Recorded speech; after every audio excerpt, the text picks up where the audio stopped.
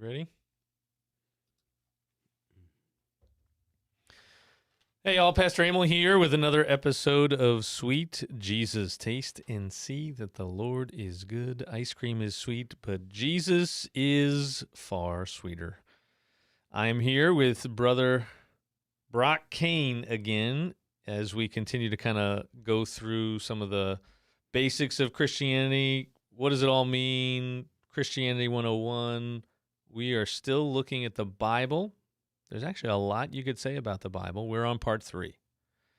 And Brock has a great way, I think, for us to get started here. Sure. Well, it's good to be back with you here in this lovely, well-lit room that you have. Yes, there's a lot more light. There's something new here every time I come here, and it's just absolutely wonderful. So, yeah, it's great to be here talking about the Bible. As you said, there's really no bottom to the ways that we can try to describe it and understand it. And, all of this, of course, is pointing towards figuring out how it speaks to us and how it is the bedrock of our relationship with God and how we understand God. In our previous discussions on this, I have kind of used you as an object lesson or a metaphor or parable here, just to discuss, what it means to truly know you and who you are, who gets to determine the truth of your life, who gets to tell your story and what that story looks like. And the point of that is, we know you. You are a person. You have a personality. We can get to know you in certain ways. And in the course of using that metaphor, hopefully we're discovering the nature of how personally meaningful it is to know and understand God as a person, that God has an identity, a personality, and there are ways that we can come to know him by knowing his story, and how his relationship with us is revealed through the Bible. So moving on with that metaphor, because it seems to have worked in the past, we can hopefully grasp a little bit more of what it means for the people in your life to tell your story. So if we were going to get to know you, Pastor Emil, through the narratives that people told about you, I think it would be safe to assume that every one of those people who has something to say about you, who has experienced a relationship with you, has a unique perspective, a unique style that they can bring to the story, and they would each emphasize your narrative in kind of a different way. So let's think about that for a second. First of all, how would your parents tell the story of who you are? And how would it differ from someone like, say, your wife? Well, my parents would probably say things in a very unhelpful and embarrassing way. Because that's what we love to do as parents, right? But on another level, I think they might be, it might be a little bit rosier. Okay. And not that my wife is mean or anything, but I think it's, you're trying to make a point, I think, about, parents and spouses being different, right? Sure. Spouses have a very different, they got to live with you every day, and they know the ups and downs, the good days, the bad days, the pet peeves, all those things that actually your parents probably don't know. That's true. But your parents also know from when you were a baby running around with a diaper, right? And they know all of these embarrassing stories that you may not even be aware of because you were so young. They love to torture their. That's right. Right. But it's also a more charitable view at some point because, well, they are invested in you. And sure. So the better that you look in some ways, the better they look as parents. But my wife, she has that, there's a similar thing going on there, but it's a very different perspective. A spouse is not invested in a spouse in the same way as a parent is with a child. Right. It's there's differences. And there's the They would- question of experience too. It's kind of what you were touching on there. Your parents don't know what you're like as a spouse. Mm-hmm. You know, they know the the dark, unfortunate secrets of your early childhood. You know, Yeah. because they experience those things with you, and those are things your wife has not experienced with you. So they would bring very unique experiences because they've seen and lived out a different relationship with you. Now you can also make the argument that some people have had very similar relationships with you, but they experienced those relationships differently. This, here at Open Arms Church, where you are a pastor, this is not the first congregation that you have pastored. Mm-hmm. How do you think the people at your first congregation would tell your story and recount your identity in comparison to the people here at Open Arms? Well, they knew me a little bit longer, right? Okay. And I was a new pastor there. And I think even while I was there, I came out one way, and I started already to be encountering ministry and dealing with different people and being sort of shaped and molded a little bit post-seminary still. Sure. So in some ways, really not who I was going to be yet. So maybe an incomplete picture, but a very different congregation too. I'm not sure I would have pictured myself even at a church like Open Arms necessarily right out of the gate. So it could be like what the heck's he doing now?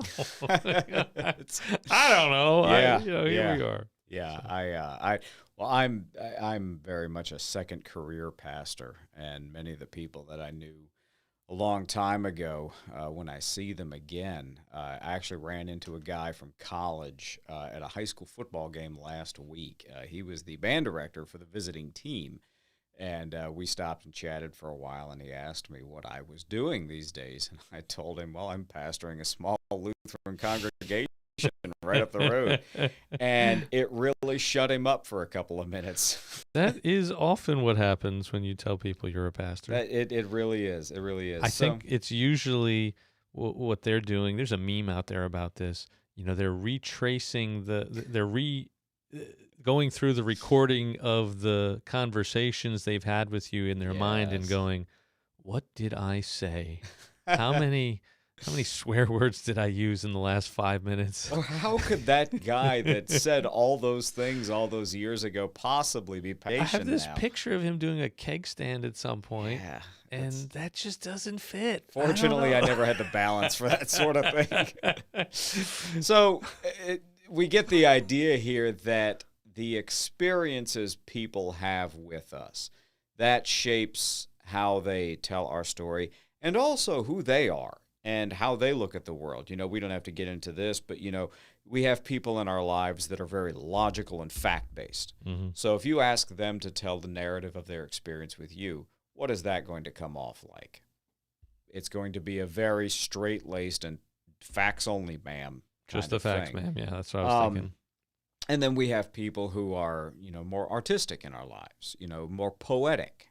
And they would probably tell our stories in a way that emphasized some of the more, again, poetic parts of our relationships with other people, because there are certain things that you can't describe with just the facts. So why do I bring all of these things up? When we're talking about the Bible as the revelation of God's relationship with mankind, it is important to bear in mind the many and various kinds of impressions that are left on the lives of the people who have known God and had unique relationships with Him.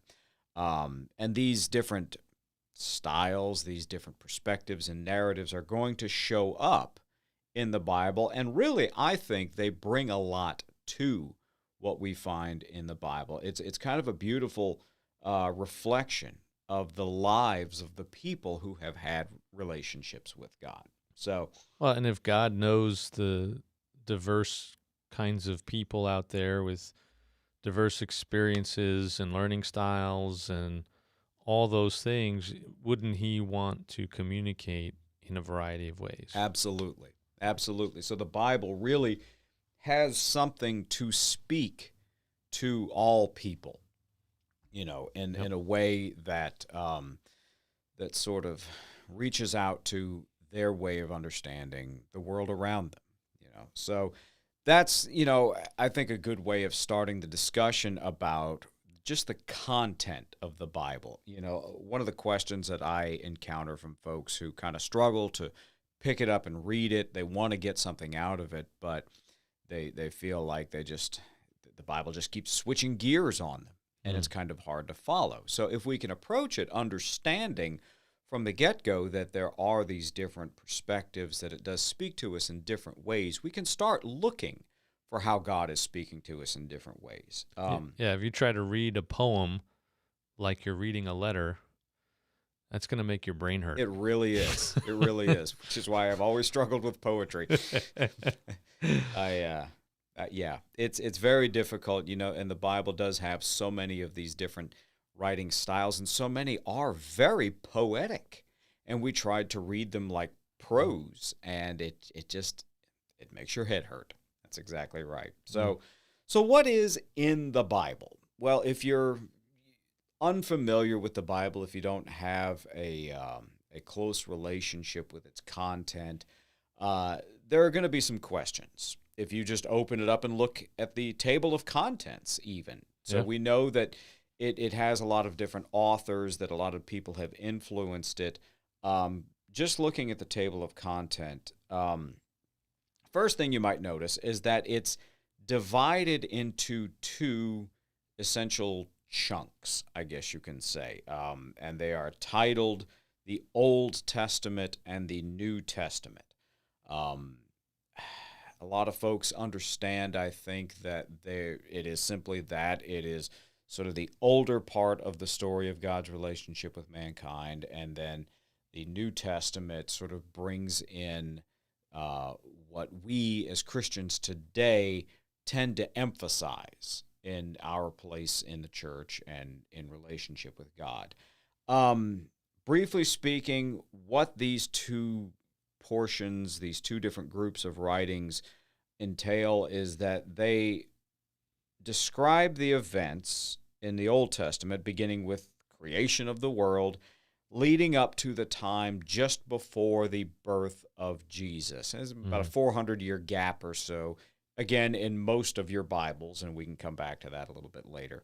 But at the end of the Old Testament, it leads up to right before the time of Jesus. And then the New Testament is the writings that record and describe Jesus' life, his birth, his life, his death, his resurrection, all those important things, and what came immediately after, how his followers began to form this thing, this institution, this body that we now call the Christian church, and how it started and what it looked like at the beginning. So two different groups. It is important to note here, one thing that, and I've seen this mentioned a couple of times recently, when reading the New Testament, and I think we may have mentioned this in one of our previous podcasts, you will see folks in the New Testament refer to Scripture or the Word of God, the way we describe the Bible itself today.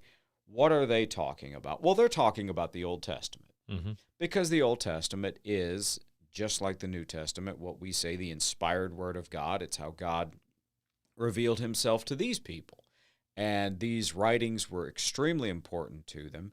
And it's important to note that the Old Testament writings directly influence the perspectives of the New Testament. They're not two different books. They're not two different Bibles contained in one volume. It is one narrative that just sort of picks up in certain places. So today, the writings of the New Testament, they're included in that collection of works because they do continue and complement that narrative of God's relationship that is described in the Old Testament. Couple of things about that here. Sometimes people describe the God revealed in the Old Testament as very different from the one in the New Testament. Have you encountered that a lot in Yeah, people? yeah, lots of people. Why do you think that is? Where does that come from? Well, the Old Testament has a lot of rules, a lot of harsh punishment for things. God seems to be pretty tough to deal with. He doesn't seem to demonstrate as much mercy and grace. But I think when we look at it closely, actually it's all there. And I think we just are so separated from the reality of what sin does. The New Testament speaks of sin the same way that, the wages of sin is death. Sure. And when we look back and we see people getting stoned for simple little things, as far as we're concerned, Right. we're like, man, that guy's really, really harsh, isn't he? I mean, come on. But the reality is, I think what he was teaching is that the connection between sin and death is that significant. It's just we don't see it that way Right. all the time. There's, Adam and Eve, the death, it's a prolonged death, right? It's not like they dropped dead the minute they ate from the tree. It was a prolonged period of time before they actually succumbed to death. And it redefined the boundaries of life. Yeah. Yeah. But they did experience a spiritual death immediately, where they're disconnected from God, their source of life, and all those Sure. other things. And then everything else that happens after that is sort of a result, I think, of that. So it is complicated. I would also say that as we start to talk a little bit about the types of writing in here, a lot of what we read in the Old Testament is descriptive, meaning it's describing, it's explaining events that took place. It's not necessarily advocating. And the prime example of this, we have a men's group on Monday night, and they're going through Genesis, and Genesis has a lot in there about multiple wives, people with multiple wives. And I said to them, just so you know, the Bible does not condone polygamy, in case you're wondering. And I said, it doesn't necessarily come right out and say it in these chapters that they were looking at, but just look at what it describes. Every time you see this, all hell is breaking loose. Yeah. Right. So it's written in a way that's not coming out and telling you what to do or not to do. It's saying, here's what happened to all these people that had many wives. Their lives sucked. Yeah. So, and it's not just about polygamy. There's so many things. And that is an important many point, things because like that. people often point out, especially in the Old Testament, some of the tremendous violence brought about by God's people against others, and much of it is not, what God has called for when it comes to bringing these people together as a nation, you know.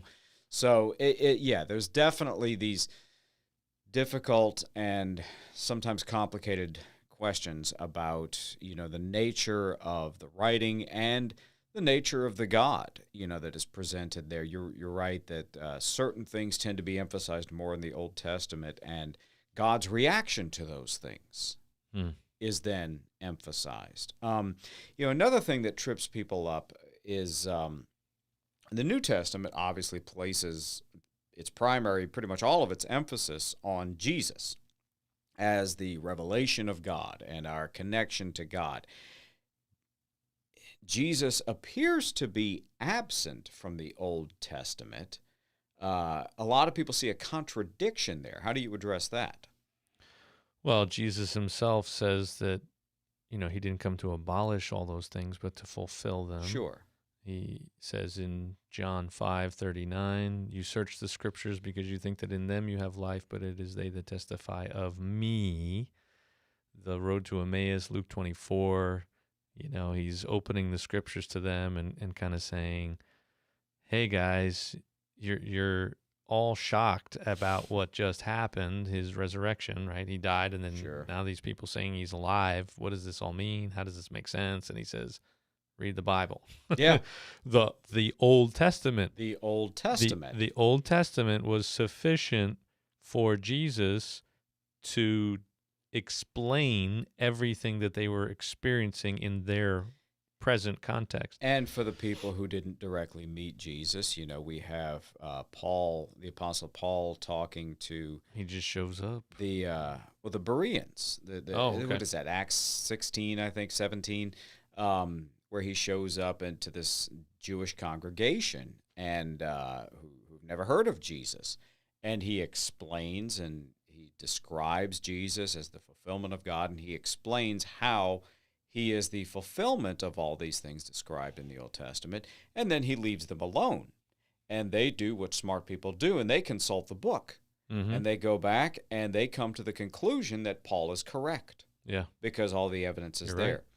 And then there's the question, is Jesus absent from the Old Testament? No, he's quite present indeed. In fact, many times he is referenced, even though that name may not be directly mentioned. The Malach Yahweh, right? Right. The angel of the Lord appears, right? And there are times when it says the angel of the Lord, just one L capitalized and then lowercase O-R-D. And then there are times in the Old Testament where it's all caps, L-O-R-D. Mm-hmm.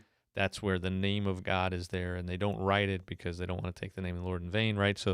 So that indicates that there's something different about who is there. There's a true divinity. There is, God himself is somehow present. And how does God make himself physically present? Well, in the New Testament, it's in Jesus. That's right. Jesus refers to himself in ways that make him basically the Yahweh, the God of the Old Testament. He's saying, I am that guy come in human flesh. Gets himself in outrageous And he gets trouble himself for in it, deep too. trouble. Yeah. So one of the other things I was thinking about with the Old Testament and the New Testament, the Old Testament, I think, is helping us see that there are consequences, right? That these people never seem to get it right.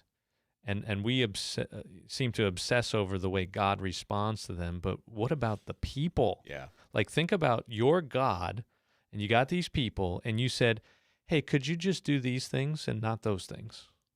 Right? And they completely ignore him every time. Every time. And the classic example, of course, is when Moses is up on the mountain receiving the Ten Commandments. He comes the down. actual boundaries for all life and relationships with God. And he comes down the mountain, and what does he find? They're worshiping a golden They're calf. doing the exact opposite of all of those things. Yeah. And so the stubbornness of the people, the rebellion of the people, and then we see in the New Testament, we see finally one person seems to get it right. We see the temptation of Jesus in the wilderness before he starts his ministry. He is tempted by the same things that they were tempted by. He's tempted by hunger. And you look at Israel in the Old Testament, what's the first things, they start complaining in the wilderness about food and water.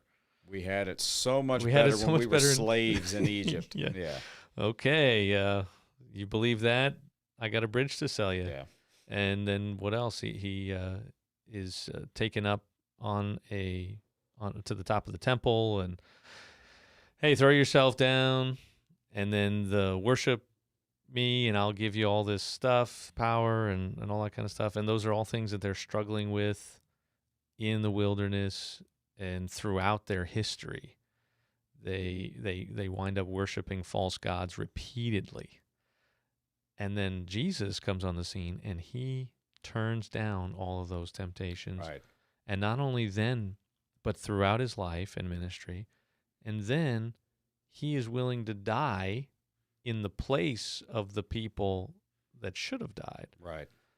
And I think today there are a lot of people that really dislike they really don't like this idea of punishment. The cross is very offensive because it seems overly cruel. But the reality is, I think the Old Testament points to this, although it's present everywhere. The whole Bible is the whole Bible, is that there are consequences. Something has to be done about this. If you have a truly just and holy God, and you have a truly loving God, then something has to happen. And I heard this explanation one time. Somebody's like, okay, so imagine you're standing at the top of the Empire State Building, and somebody comes up the elevator and comes running out and looks at you and says, I'm doing this for you. And they just jump. And they jump off the Empire State Building, plummet to their death. I'm dying for you. Did they really die for you? Right? Like, Yeah. no. No. But if somebody runs into a burning building and pulls you out and then dies because of the burns or because of the smoke inhalation, As or a consequence of what was taking place. yeah, they paid a price to save your life. Yeah. Right? The guy at the top of the Empire State Building, you're just looking out and taking pictures, and this guy he runs right past you, jumps off the top. He must know something I don't. What? You're crazy, right? Yeah. So how is it that Jesus actually demonstrates that God is loving? Well, it's because in the Old Testament we see just how intimately connected sin and its consequences are. And then somehow those consequences are, we're never going to get it right ourselves. The consequences are always there. Someone has to deal with that. So God himself comes in, deals with those consequences in Jesus, and fulfills the law and the promises of the Old Testament. And that's, the question I think a lot of people have is, where's my connection to all this stuff that happened so long ago? Well, in the Old Testament, we see, as you described, our struggle. It's the same struggle these people had, to have a relationship with God, to live in fellowship with him and one another in such a way that honors our relationships. We wrestle with all of it, each of us, and oftentimes in very much the same ways. We are so compelled to worship and put our faith and our trust in so many other things, and they lead us nowhere.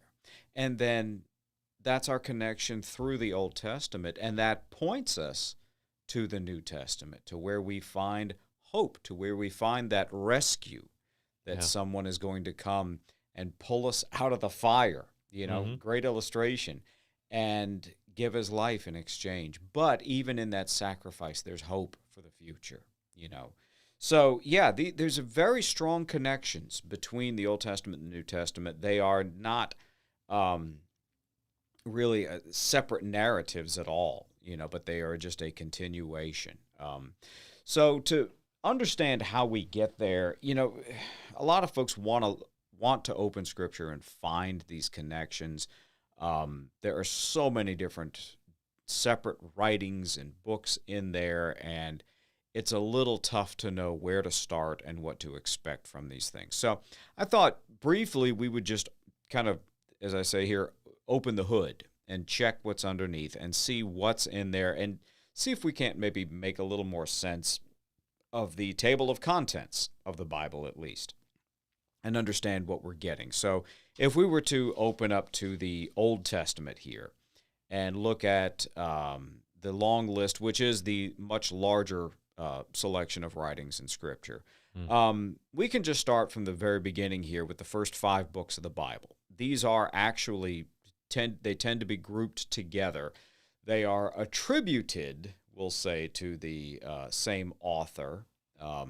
We can reasonably guess that there were other people involved there, especially how in the last one that author records his own death and burial. So there's other people involved here, but Moses, the great patriarch and prophet of God who sort of united God's people together and formed them into this family and nation. He is attributed with writing these first 5 books. We call them the books of Moses sometimes. They're also often referred to as the books of the law.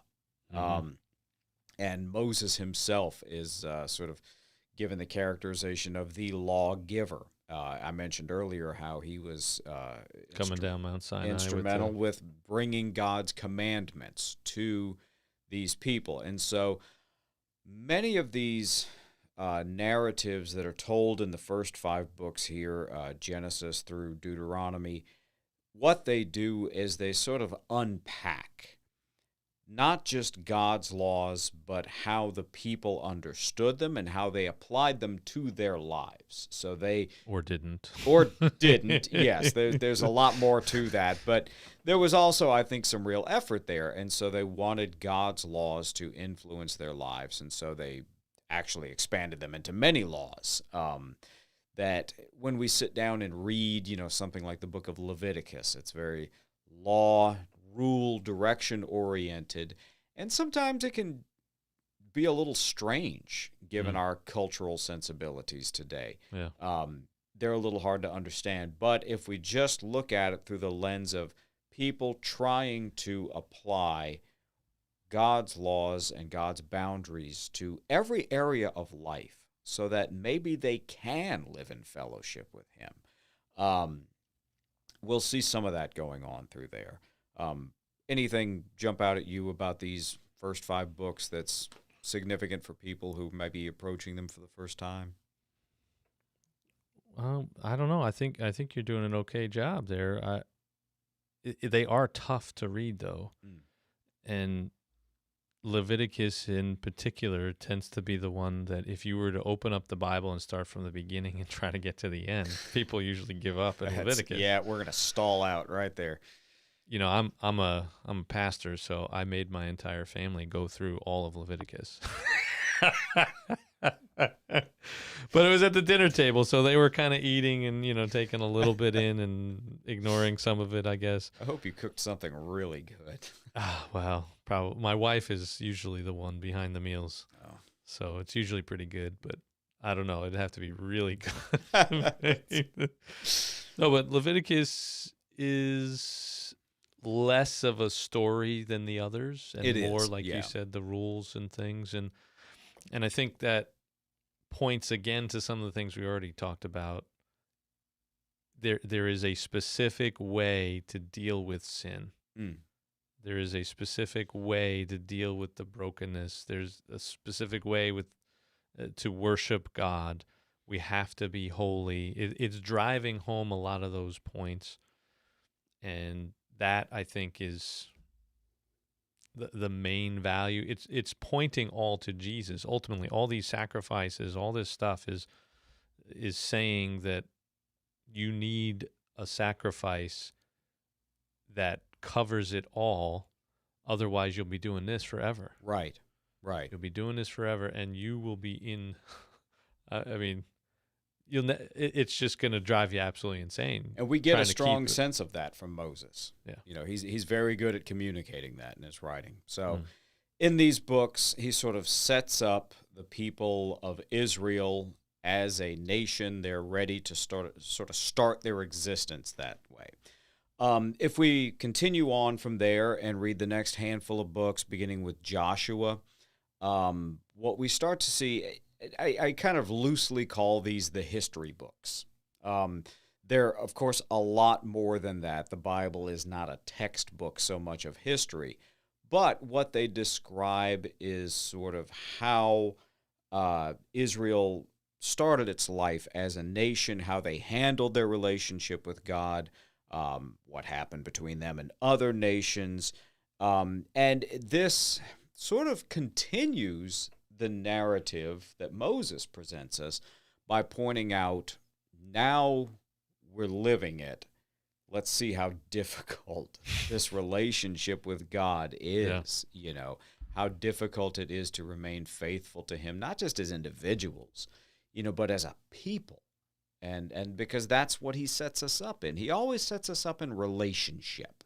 You know, if we eventually we'll spend some time looking at the Ten Commandments, I'm sure, and we'll look at how these commandments, they are boundaries for every relationship in our lives, and that's what God is always concerned with. And so in these other histories, we sort of get a sense of just how complicated and difficult that can become, especially when we start looking at our earthly lives, our political lives. You know, Yeah, this is government. it and was church yeah, together. and trying to reconcile itself with other governments, with other faiths. You know, and it's quite difficult. And some of these really make for very interesting reading, I think. I don't know, what's your experience with these?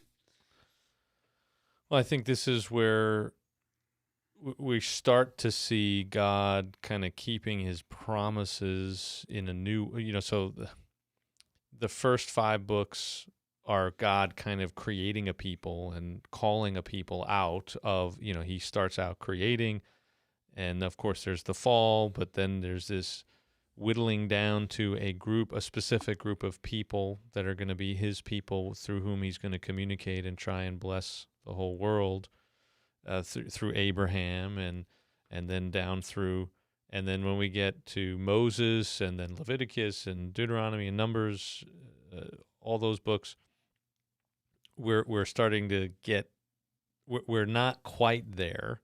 And then Joshua is okay, now we're coming into the promised land. Right. So there's this fulfillment, and then all the struggles of actually kind of becoming a nation, like you said, and their failures and the consequences, but also God's continued faithfulness. Right. So I think the book of Judges in particular seems to be this merry-go-round of, like, yay, God has been good to us, and he's been so good to us, we are just going to live high on the hog for That's a while, right. and look at all these fancy shiny things over here, and then they fall into sin, and they get the consequences of that, and then they cry out to God, and then God is faithful, and he sends someone, and so it's this kind of looping of that familiar story. It is a very vicious cycle. Esther is one that I think is God kind of coming to the rescue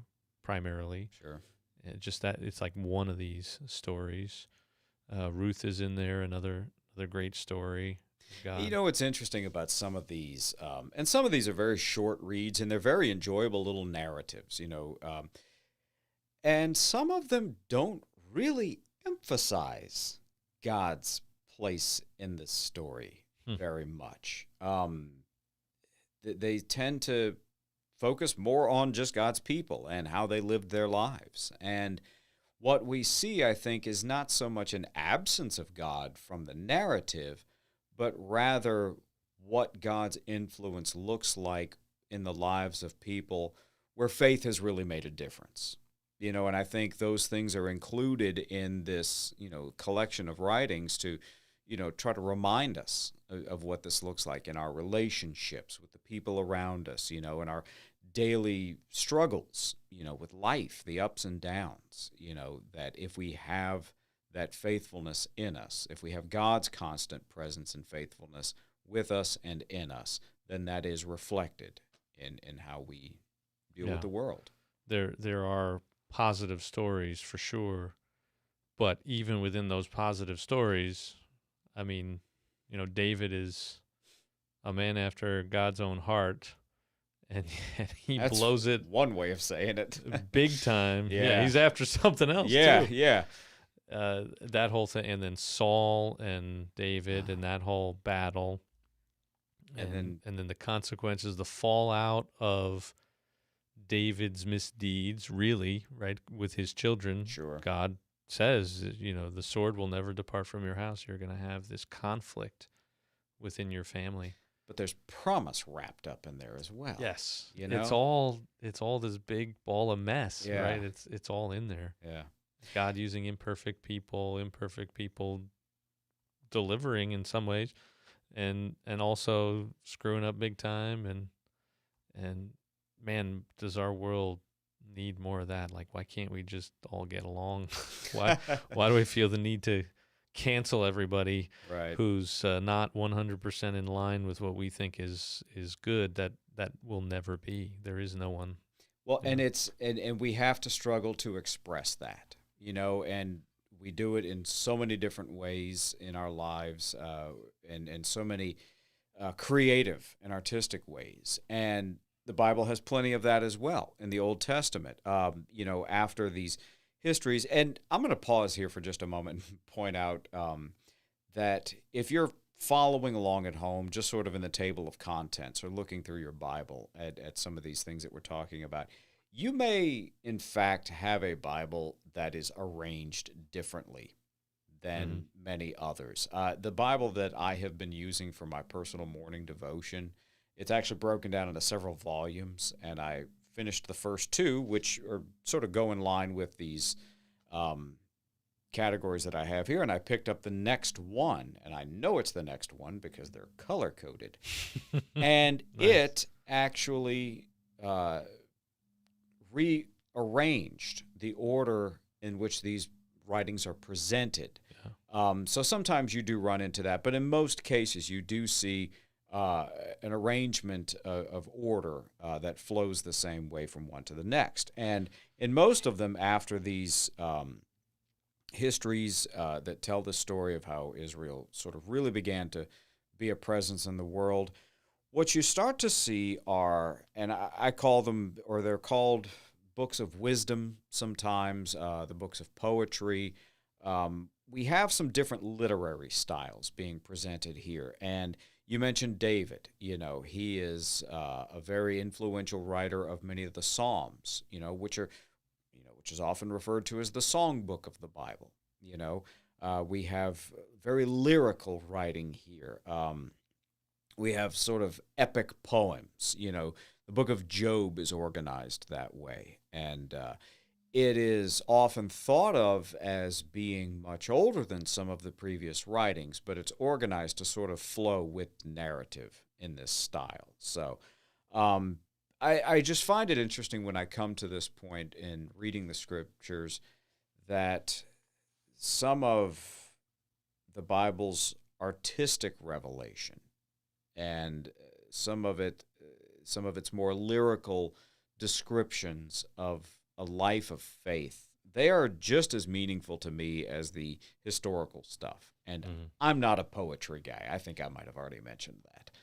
Well, and sometimes we can get stuck, especially pastors, especially with our training, on all the details and obsessing about the details in some ways, and we never quite step back and just enjoy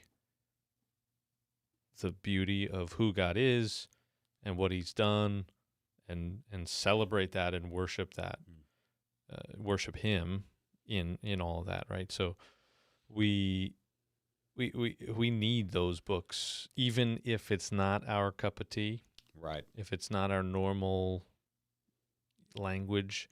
There's something about not getting so caught up in detailed stuff, and that's what a lot of them do. I mean, Job doesn't strike me. When I think of Job, I know it fits in that category. I know that's where it belongs, but it never quite feels like that. But that's because we usually pick out And pieces instead of reading the whole talk thing. about the prosaic narrative of it. It's interesting. We mentioned Job. I have a young man in my congregation who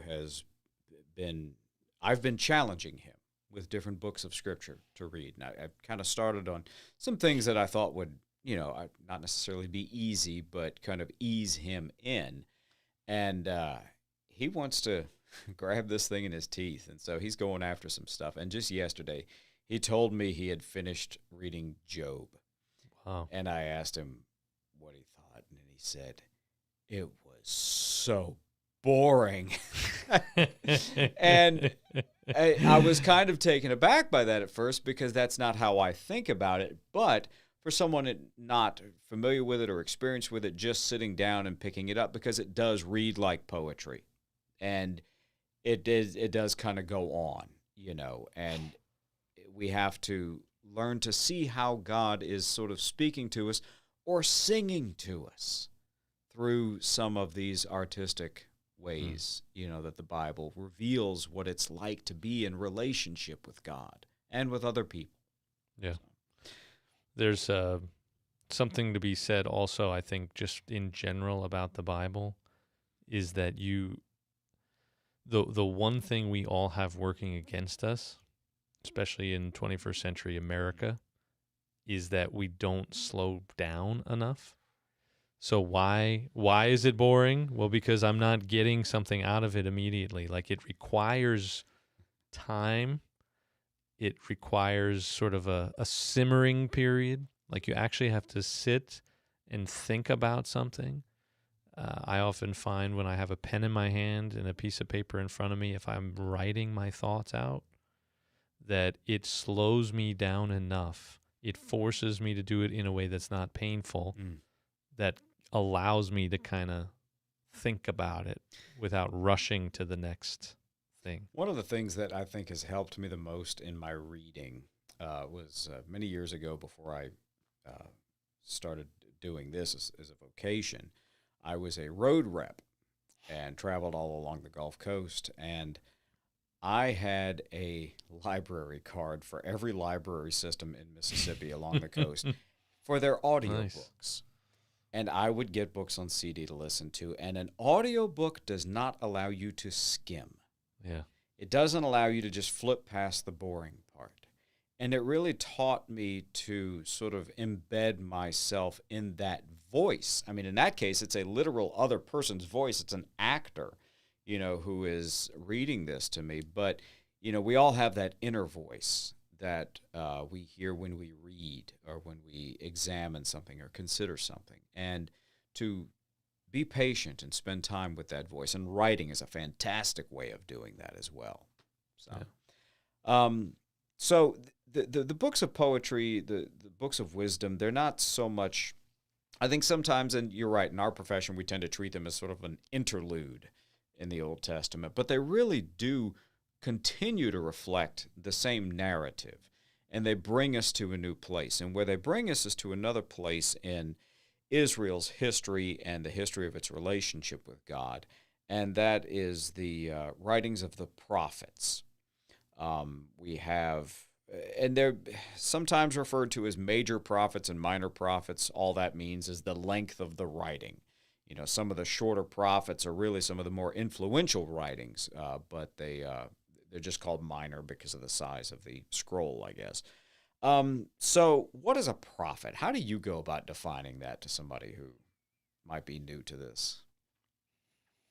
I think it's sort of self-explanatory in a sense. I mean, it's just, this is someone that God was speaking to about future events, and they tried to tell people about it. Brought that to the world. Yeah. These books of the Bible aren't strictly that, because they actually tell the story too. So they're sort of a mishmash of history, narrative, and also this prophetic word, which in some cases comes out as like poetry. Sure. And Isaiah is actually more like poetry. It really is, yeah. The servant songs, suffering servant, right? Servant songs in Isaiah that we believe point to Jesus and prophetically speak about Jesus. Songs, that's like a psalm or some, a poetic way of looking at things, of communicating. So it's sort of a mishmash of that stuff, but it is speaking about future events and seeing them, at least in part, fulfilled. Some of them, you don't see it in that particular book. Sometimes you see it in other books, and sometimes you see it fulfilled in a way, but then, of course, when we get to the New Testament, there are people that say, well, yes, that was fulfilled, but ultimately that was really pointing to a bigger fulfillment in Jesus, and those are probably, I would say, at least a piece. Those aren't the only places, but certainly had to be part of the sermon that Jesus gave to the guys on the road to Emmaus. Yeah. Right? I'm sure he referenced the prophets Sure. as well as the other books, but Yeah. Yeah, and that's true. And these were people who kind of had a unique relationship with God because they had a unique revelation from God.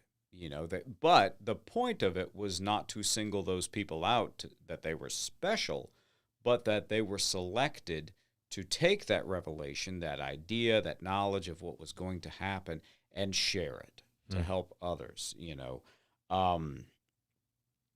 These would be, and it was a lot of different things. It's warnings, and it's also promises of help and relief. That some of the same prophets, Isaiah, Jeremiah, that God sent to his people with very strict warnings, God would then kind of turn around and in the same breath send them back out and say, go tell these people that I have not forgotten them. There's these consequences of how they have dealt with me and dealt with the world, but there's also, my promise there's of always hope. faithfulness. There's always hope. Yeah, Isaiah is kind of a, hey, don't do this. Yeah. And, oh, you did it, so I'm not sending Assyria, but I am sending the Babylonians, and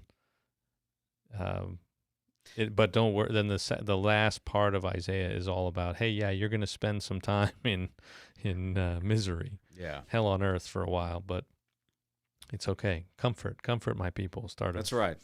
Chapter 40. That's right. So after the prophets, most of your Bibles will have a little break there and switch over to the New Testament. There are a group of writings that some Bibles include between the two Testaments. We call them Apocrypha, which is a fancy way of saying we're left a little uncertain about some of these things and their influence. Martin Luther was a fan of reading these writings. He said that they have a lot to teach us, but not inspired. Not inspired. They don't necessarily support and encourage the narrative of what the Bible is trying to do. And if you read them, it becomes abundantly obvious why they're not. It really does. It's not like some more than others. Oh, man, why didn't they include this one? It seems just like the others. No, it doesn't. No, they it doesn't. Get weird quick. And even when they were initially written and used, they were used differently, right? So they were never really considered to be on par.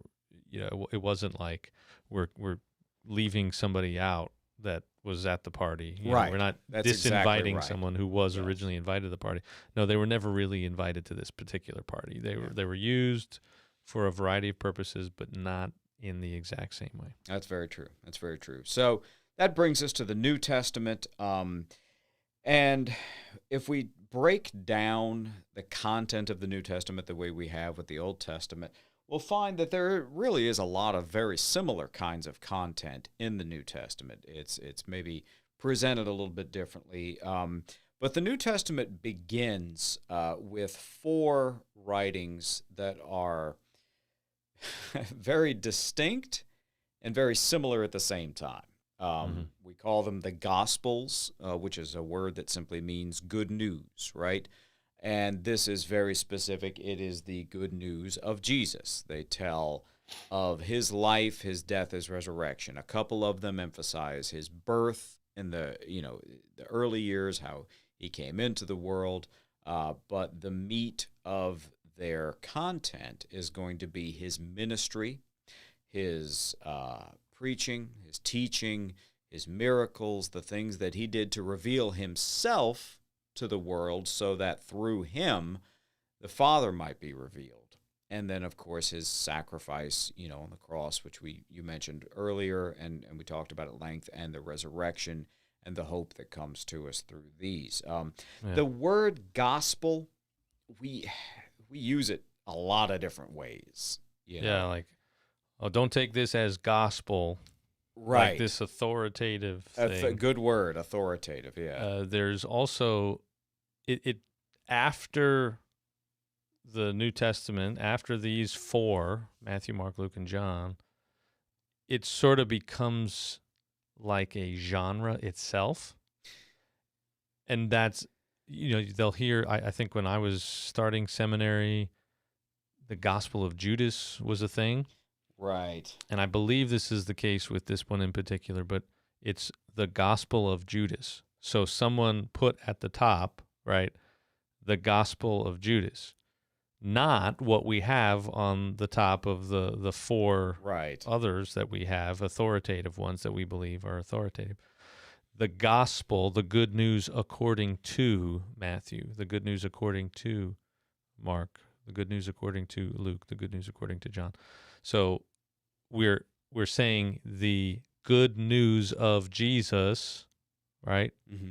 According to these different guys, and then they start just using the word gospel as this separate thing, detaching it from this initial kind of thing. Yeah, I had a note actually to mention that a little bit later, but this is something every year, twice a year, around Christmas and Easter, yeah. On the History Channel and PBS, we have this.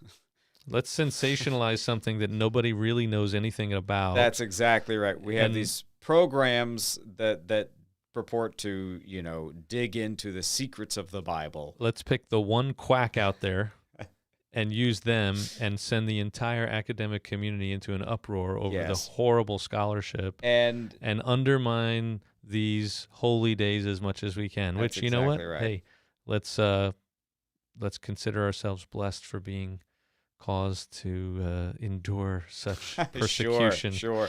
Well, and it's interesting because I find myself every year I tell myself I'm not going to watch these things, and then inevitably I'll watch something, a little bit, and sometimes they do present useful or helpful information, but their goal is always to create controversy. And what better place than to find these other mysterious writings that were suppressed, that weren't allowed that supposedly weren't allowed to be put in the scriptures, which ignoring of course the fact that many of them came several hundred years later, and which I think it's worth mentioning that this collection of writings that we have that we call the Bible, our word for that is the canon. Right, it is the accepted and used, agreed upon collection of writings, and this has looked pretty much the way it does today since around the year 200. This is when this group of writings is being passed around and shared from one place to the next, and so it was agreed upon fairly early by the Christian community throughout the world, what was most helpful to the narrative. And of course, here in the New Testament, we have to start with Jesus' story because it is the perfect cap on the Old Testament as the fulfillment of all God's promises that have come before, and it begins the new era and the new way of expressing our faith in God's promises. So we have the four Gospels, Matthew, Mark, Luke, and John. People who study Scripture, everybody's got their favorite, the one that speaks to them the most. Which Gospel are you? I don't know if I have a favorite, but I do appreciate each of them in different ways. John is one that I come back to a lot. The Gospels are actually a really good place to start in general, whichever one you start with. That's very true. Because they are story form, and they invite you into it in a way that some of the other books of the Bible don't. And, of course, it's Jesus. It's the story of Jesus, and Jesus himself says he's, like we said earlier, he's in the Old Testament, and here he is in the New Testament, and so let's start there, and that helps us maybe understand the Old Testament a little bit better. But any one of them, Matthew is tough because it starts with a genealogy, but actually the genealogy is really powerful if you know a little bit about the names. Yeah. But, any of them are pretty good. Luke is a common one because it's the Christmas story. It is, and it's very well organized. Luke tends to be. I'm a John guy. over the years, as you said, it's one I also tend to come back to a lot because I love the discourse of Jesus, the conversations between him and his disciples in that one, and the way John just sort of unpacks a lot of that stuff. I really like that interaction that takes place. Well, and the antagonism with some of the leaders too. He's it's really the way, like John 9 is just, I mean, unbelievable the way that people could see without seeing. Right. And there's a lot you can pick up on John without necessarily having to do a deep dive into theology. That's it's true. there for you to think about and let sort of simmer and find some imagery in there, not just like, I got to know a theological word, but here's a word that we all kind of think about in more than one way. And what if I thought about this? And then you get different layers to the story. It's not just. I think he does a good job of accomplishing what Jesus did in his teaching. By redirecting our thinking. You can read it 1,000 times and come away with something new in every passage of Scripture, True. But especially True. John. Yes, I agree. So the four Gospels, they all more or less begin and end in the same place in the narrative. They sort of retell that story, emphasizing different things that Jesus did and said. And so they all sort of end in the same place with Jesus' resurrection from the dead and his ascension into heaven. So that leaves us with, well, what now? What happens to Jesus' followers? Well, the gospel writer Luke actually gives us a sequel. It's sort of part 2 of his gospel, and it is the AD version. That's right? Exactly right. The Bible, and then AD or something, right? Yeah, and he calls it. We have come to call it the Book of Acts. It's referred to as the Acts of the Apostles. I had a pastor who liked to say a better name for it would be the Acts of the Holy Spirit. So we see what happens. This is actually what I mentioned earlier about how the New Testament sometimes reflects the content of the Old Testament. This is our New Testament book of history, in a sense. It's not just that, but the book of Acts sort of unpacks for us how Jesus' followers began to change the world and how they began to put together an institution that had Jesus at the center of it. Because Jesus, I mean, if you can say the guy made one catastrophic mistake, it was leaving his church in the hands of people. And we see some of that in Acts. We see them arguing, about, well, should we be ministering to these people? I don't think so. No, I think we must. And so they kind of work these things through, We have to replace a guy. How do we go about doing that? And then we see the message begin to spread out from where it began, and it's starting to reach different parts of the world. Acts tells us about someone named Saul who sort of was reinvented by Jesus and became the Apostle Paul and became one of the most influential Christians who ever lived, and really began to share the message with different parts of the world, people of other backgrounds and cultures and faiths, and create this bond based on the gospel, but spread it out throughout the world. It's a fascinating book. That's another one. It's rather lengthy, but every time I read it, I come across a passage and I'm like, that wasn't there the last time I read this. It's just because the narrative, and it's an exciting story. It really is. It takes you through so many challenges and ups and downs, and you really take something different out of it. And you see, I think, at least, much of the challenges to the church today reflected in those first days. Yeah, we would do well to read Acts often. I think so. And maybe we'll take a look at it here sometime soon. Maybe we'll have to do that. We'll have to follow up. And then, it doesn't just leave us hanging with the narrative, even though it does seem to cut off in sort of an odd place. What we have after the book of Acts, which really constitutes the bulk of the New Testament, The are letters of Paul. Yeah. the epistles, the letters that were written from people like the Apostle Paul, people like the Apostle John, the gospel writer, people like Peter, who was a close disciple of Jesus, and maybe some whose identities are, up in the air a little bit. But we have these letters that are written from individuals to other Christians, to other congregations, and they sort of run the gamut in terms of subject matter and topic, but they all come back to applying what we know about Jesus, what we've learned from the gospel and our experiences with him, applying that to our life together.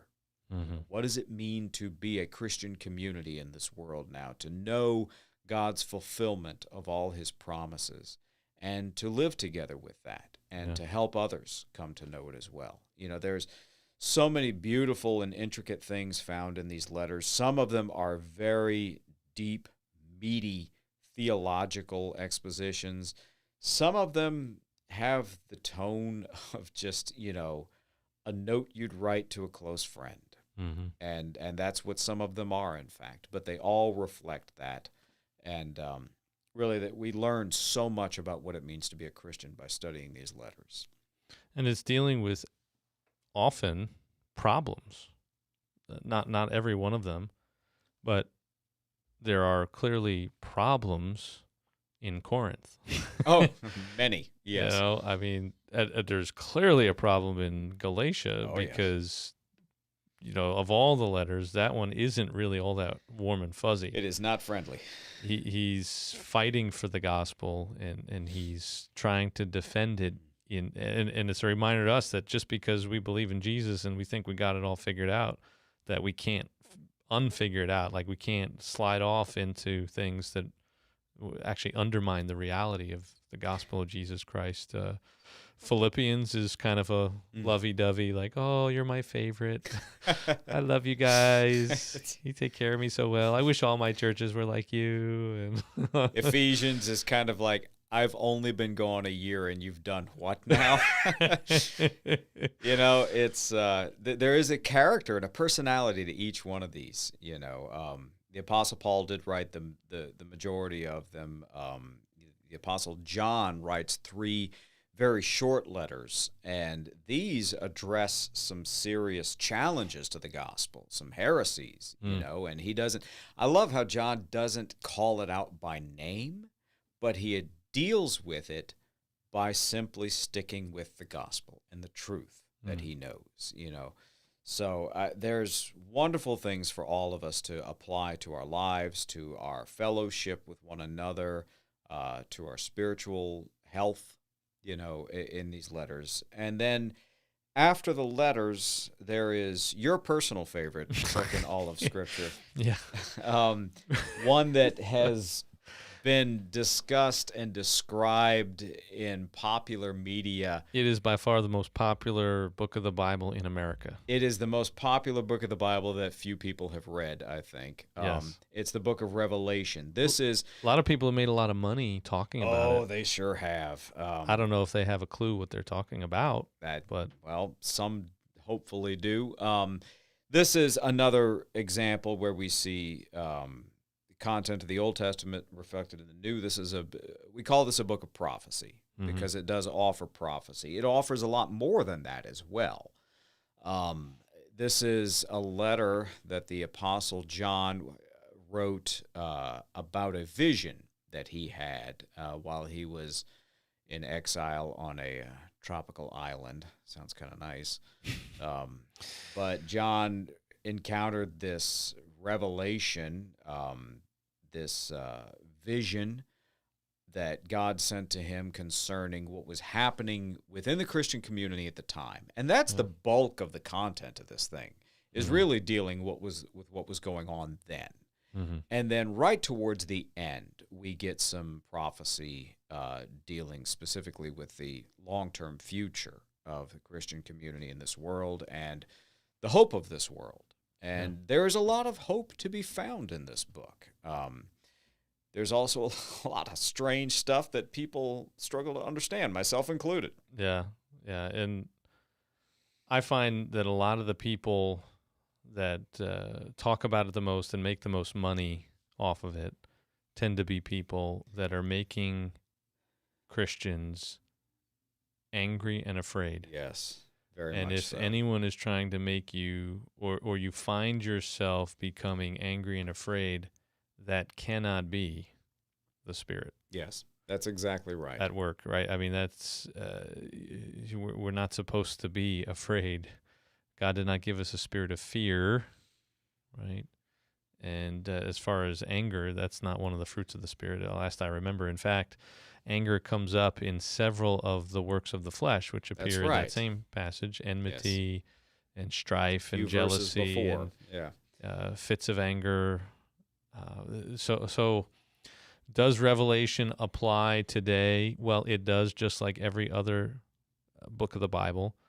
Is it about a particular set of events that we're dealing with today, or if this is heard 10 years from now or 100 years from now, and the world events are different? Is it applying to that? Yeah, maybe, but probably not the way you think or the way someone else is trying to get you to think. The bottom line is Jesus wins, Yes. and just trust in Jesus. Don't worry about all this other stuff, and you'll be all right. That's right. You'll be all right. That's right. And it's the last book, not because it was saved to be the best for last.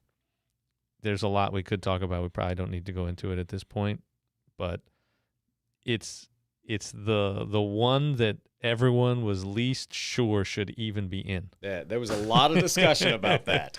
There's a lot of discussion because not everyone had been exposed to it, where most of these other books, everyone knew these books. Yes. Everyone knew who wrote them. Everyone knew what they were about and what they pointed to. And Revelation was one that people were like, what?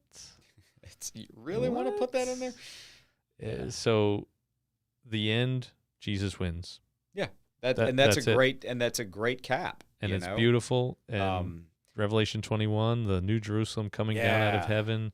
Reconciliation of this world to God's promise, of redemption. There's a lot of beauty in there. Yeah. When it comes to trying to figure out, all this content we've been discussing today, there's really difficult parts of all of it, and we all encounter that in our reading. Repetition and familiarity will bring some ease to that, but in the end, there's always going to be difficult parts. And our general, very basic rule for how we approach reading this book, which is really next time we meet, where I kind of want to go in our discussion. How do we start reading this thing and making some sense of it? But just to give you an idea, it's our basic rule for understanding the Bible is we believe and take seriously the things that it says. We don't believe things it doesn't say. Yeah. And things that it almost says, we treat like live hand grenades. We're very cautious with them. That's good. I like that. Live hand grenades. All right. A lot of great stuff in here. I encourage you to, start with the gospel. If this is new to you, as Pastor Emil said, that's a great way to sort of introduce, the marriage of all of this content. We see it there, and but there's a lot of great stuff in there too. And if you're interested in learning more about the Bible and trying to read it, and you would like some guidance and some help, if there's a church community near where you are, by all means, talk to them. Talk to a Christian. Talk to somebody who does know it and would like to sit down with you. You got to have a neighbor that has a cross in their yard that says Jesus is Lord, or something like that. Yeah. Right. Some symbol that goes, oh, you know what? They're probably a Christian. Yeah. And you don't have to go to church to read the Bible. That's right. You can sit in their home. You can invite them into your home. Most Christians I know would love for someone to say, hey, I've not read the Bible before. Would you read it with me? And even if you've never read the Bible before yourself, you better say yes. Like, you just say yes and figure it out. Yeah. And then tell your pastor. And if they're worth anything at all, they will say, yes, let me sit down with you and try to help you with this. Because that's what we've been doing for thousands of years, is just trying to figure it out. You know, some of us go to school for it, you know, and it becomes our vocation. Some of us don't, and just spend a lifetime working with it and working with others. And the whole point of this thing is to foster a relationship with God, and in the process to foster a relationship with God's family. Mm-hmm. Yep. Well said. But we had some technical glitches that got us delayed starting, and so I got to get you out of here. That's right. So until next time, taste and see that the Lord is good. Read and see. See and see. Sounds like John. Yeah, kind of does, actually. That the Lord is good. God bless you. I hope to catch up with you soon.